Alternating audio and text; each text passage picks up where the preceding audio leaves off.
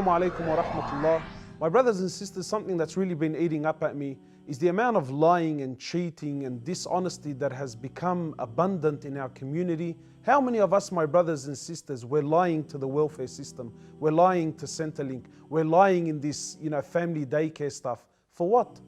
For what? For a few extra dollars at the end of the week? Sisters are walking into Centrelink with her hijab, kids in the pram, kid on her hand, and she's pregnant, and she's filling out paperwork, signing it, claiming that she's in a de facto relationship. What happened to the quality of a believer? A believer is supposed to be honest. A believer is supposed to be truthful in all of his dealings, in all of his transactions. Indonesia, a whole nation, it embraced Islam. How?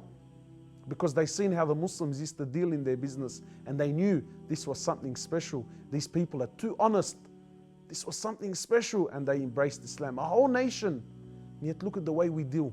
Our beloved Prophet Muhammad sallallahu alaihi wasallam was always concerned about his earnings. Always concerned that everything he earns is halal. To the point where, imagine, the Prophet of Allah, he's seen his grandson Al-Hassan, and he had a date in his mouth. Imagine, this is a young boy who had a date. The Prophet of Allah, he ran to his grandson and took the date out of his mouth. He said to him, "What are you doing? Don't you know that this is charity?" And the family of the Prophet Muhammad sallallahu alaihi wasallam, he doesn't eat from the charity. Imagine a date, he was concerned about it. Yet you and I today, no one cares anymore. The Sahaba, imagine our mothers, they used to say to our fathers what? They used to tell them, go out and earn that which is halal. Even if it's something small, we don't mind. Why? They used to say we can be patient on being hungry, but we cannot be patient on the hellfire. No one cares anymore. Lying. You're signing paperwork claiming that you're doing something, and you're not, and you're earning money. And what you're not realizing, my brothers, just because everyone around you does it, that doesn't make it okay. This money that you're earning, wallahi, even if it's $1, this dollar is haram. It's haram, and everything that you do with this $1 is haram. So you could be eating halal, food that's slaughtered Islamically, and you said Bismillah, but you bought this food with that dollar that is haram, then this food has become haram. Your drink has become haram. You're living in a house and you're paying your rent, and you're paying it with money that you've earned from Centrelink through lying about your condition and your status, then your living in this house has become haram. People always complain to me, and they tell me, brother, I make dua and I don't feel connection. I pray and I'm not feeling anything. Why? Because of this. Because of this. This is playing a massive role. The Prophet of Allah used to always warn his companions, be sure that everything you eat and everything you earn is halal. Why? Because it has a direct effect with our connection with Allah subhanahu wa ta'ala.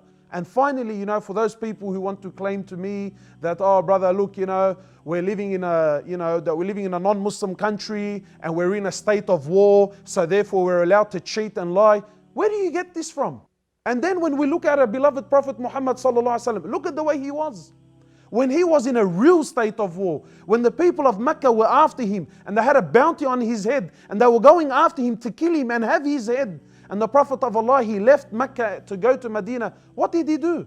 This was a man whom even the non-Muslims, they used to testify and say that he was what? As-Sadiq al-Amin. And they used to leave their belongings and they used to leave that which was valuable with him, sallallahu alayhi wasallam. So when he left Mecca for Medina and he had their belongings, what did he do?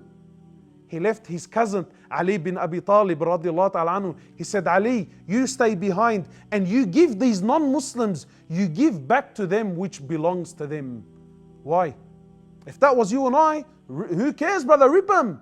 Take their stuff and run. No, this is not Islam. The Prophet of Allah, he left Ali back to give back to the people which belongs to them, because as a Muslim, we don't take anything that doesn't belong to us, even if it's something minute. We ask Allah subhanahu wa ta'ala to make us of those people who only earn that which is halal, and to put barakah in our living and in our eating. And until next time, assalamu alaikum wa rahmatullah.